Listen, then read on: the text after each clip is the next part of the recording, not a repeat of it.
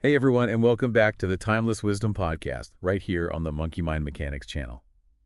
Today we're diving into something pretty interesting. Neville Goddard's 7 Secret Words.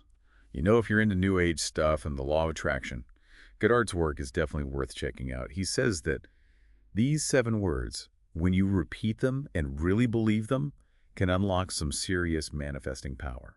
Yeah, Goddard goes beyond the usual law of attraction stuff. He's not just talking about visualization. It's more about Right. really feeling the reality you want. Like it's already happening. Exactly. It's not just a picture in your head. It's deeper than that. And you know what's really wild? There's this incredible story about a guy from Newcastle who used this technique. Yeah. And he ended up winning millions in the lottery. He didn't just wish for it. He actually lived the experience of winning in his mind. That's a perfect example of what Goddard called living from the end. This guy imagined every single detail, like the texture of the winning ticket, his family going crazy with excitement, even the smell of the ocean from his dream beachfront home. Wow, that's amazing. It's like he created a blueprint for his reality using just his imagination. Makes you wonder, is there any science behind this? Any evidence to back up these ideas? Actually, yeah, there is. There are studies that have shown that when people vividly imagine doing things, like playing music or playing sports, their brain activity is similar to when they're actually doing it. So it's not just wishful thinking. There's a real neurological basis for this stuff. Right, and Goddard believed that. Combining vivid imagination with real emotion creates something called a coherent brain state. Okay, coherent brain state. What does that even mean? It's kind of like your brain waves syncing up, creating a state of harmony. Goddard thought this coherence goes beyond our brains and creates an energy field that interacts with the world around us. So we're basically sending out a signal that aligns with what we want, and that makes it more likely to happen. That's the idea. And Goddard thought certain words have a really strong frequency, especially when you repeat them with feeling, which leads us to the 7 secret words. I've been waiting for this. What are they? Oh. The 7 words are thank you, repeated 7 times. Thank you. That's it. Seems pretty simple. But why thank you? And why 7 times? Well, Goddard believed that thank you carries a powerful vibration of gratitude, which is key to attracting abundance. And the number 7 has a lot of symbolic meaning in a lot of different spiritual traditions. Right, like the 7 chakras, or the 7 days of creation. It's about completing a cycle. Exactly. Repeating thank you 7 times completes a manifestation energy cycle and amplifies its power. Okay, that makes sense. But if these words are so powerful, why keep them secret? Goddard talked a lot about protecting our energy, sharing our intentions, especially with people who might be skeptical, can create what he called energetic interference. So it's like shielding our desires from negativity and doubt, letting them grow in a safe space. Exactly. It's about maintaining that focused, coherent energy we were talking about. Remember the guy from Newcastle who won the lottery? He kept his practice totally private, just focused on cultivating that feeling of already having won. So he was grateful for winning before it even happened. That's pretty powerful. But how can our listeners actually use this in their lives? Is there a specific way to use these 7 words? Definitely. The key is to practice during what we call the golden hours, right before you go to sleep and right after you wake up. Those times when our minds are more relaxed and receptive. Exactly. Yeah. During these times, our brain waves are slower and more suggestible. It's the perfect time to impress those 7 words on our subconscious. This is fascinating. So we know the words, we know the timing, but what about the actual process? What steps should someone take during these golden hours? Well, first, find a quiet place where you can relax and not be bothered. Could be your bed, a comfy chair, anywhere you feel comfortable. Okay, so create a calm atmosphere. Yeah. Got it. What's next?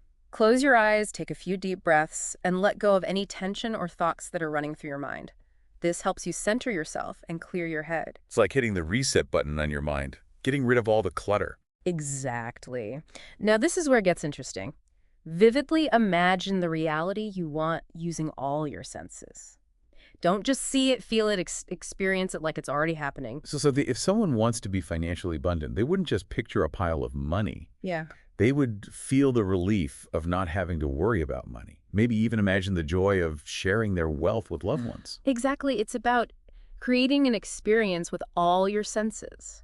If you're looking for a loving relationship, feel the warmth of that person's hand in yours. Hear the laughter you share. Imagine that deep connection. It's like you're stepping into the reality you want to create, not just watching it from afar. And while you're immersed in this experience, gently repeat the words, thank you, 7 times. You can say it silently or out loud. Put all the emotions you're feeling in that moment into each repetition. So it's not just saying the words over and over. It's about connecting those words with the real feelings of gratitude and joy that come with your desires.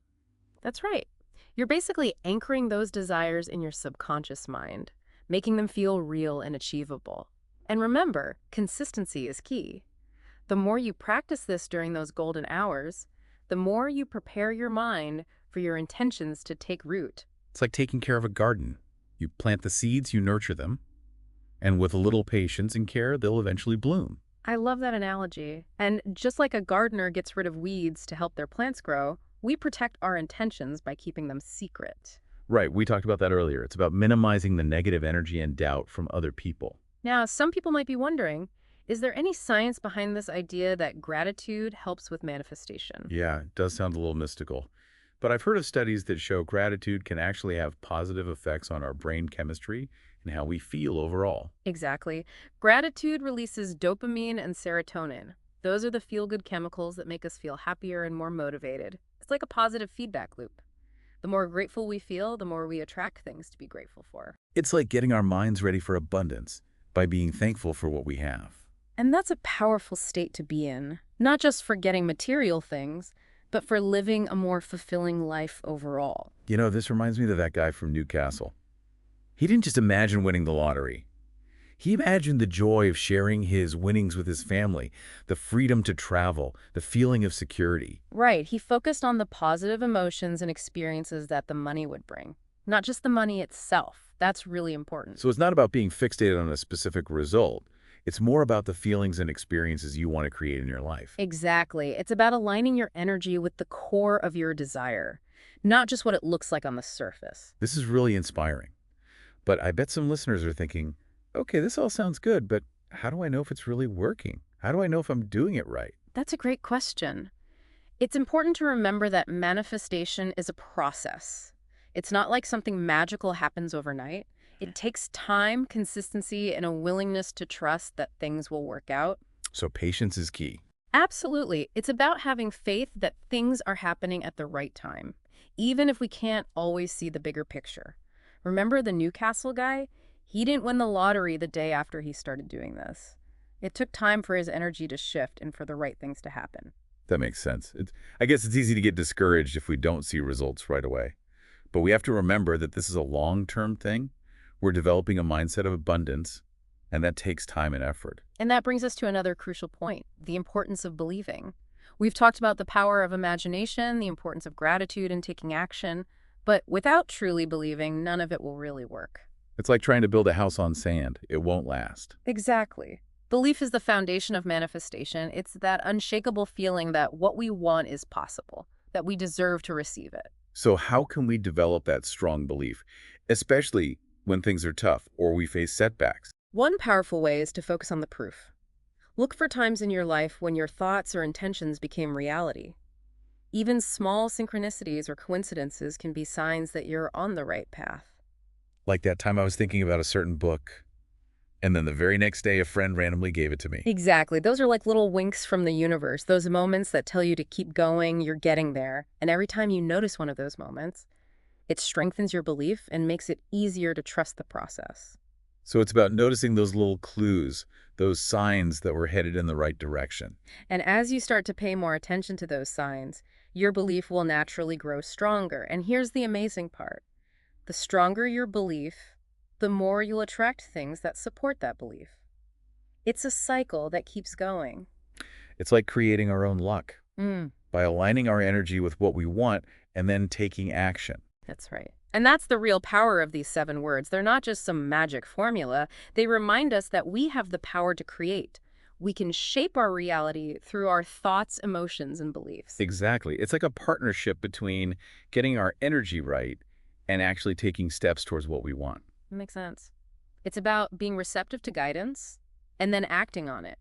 Not forcing things, but letting things happen naturally while still taking those inspired steps along the way. Exactly. And speaking of letting things happen naturally, one of the biggest hurdles for a lot of people is impatience. We're so used to instant gratification these days, it's easy to think our desires should manifest right away. Yeah, it's like we want to plant a seed and have a flower the next day. But as we've been talking about, patience is so important. Absolutely. It's about trusting that things are happening in perfect timing, even if we don't see the whole picture. Think about that Newcastle man again. He didn't win the lottery overnight. It took time for his energy to align and for everything to fall into place. Right, I get it. It's easy to lose motivation if we don't see results immediately. But it's about remembering that this is a journey. We're building a mindset of abundance, and that takes time and effort. And that brings us to something really important, the power of belief. We've talked about using our imagination, being grateful, and taking action. But if we don't truly believe, it won't really work. It's like building a house on sand. It's not going to stand. Exactly. Belief is the foundation of manifestation. It's that unshakable knowing that what we want is possible and that we're worthy of having it. So how do we cultivate that kind of belief, especially when we hit roadblocks or setbacks? One powerful way is to focus on the evidence.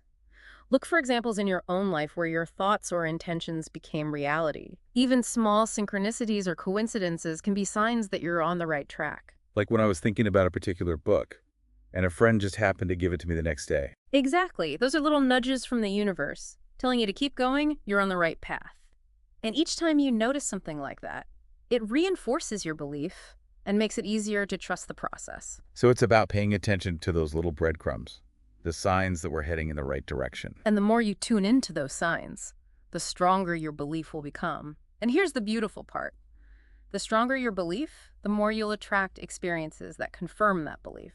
It's a self-fulfilling cycle. So we create our own luck by focusing our energy on what we want and taking action. That's it. And that's the true magic of these 7 words. They're not just a magic spell. They remind us of our own creative power. We can shape our reality through our thoughts, emotions, and beliefs. And they remind us to be grateful, to appreciate what we have while still striving for what we want. Perfectly said. So as we wrap up this deep dive into Neville Goddard's 7 secret words, I encourage you to try this out. Embrace its simplicity, the power of gratitude, and see what happens when you combine belief with action. And remember, keep it to yourself. Protect those intentions, nurture them, and watch them grow into something truly amazing. Who knows, maybe you'll be telling us about your own manifestation successes soon. We'd love to hear them. Absolutely. We love hearing from our listeners about their journeys of personal growth and transformation. So if you decide to give this a try, let us know how it goes. And in the meantime, keep exploring, keep believing, keep creating the life you want. And don't forget to like and subscribe to the Monkey Mind Mechanics channel for more deep dives into the world of personal growth and transformation. Until next time, keep shining bright and keep the good vibes flowing. That's it for this episode of the Timeless Wisdom Podcast. Thanks for listening.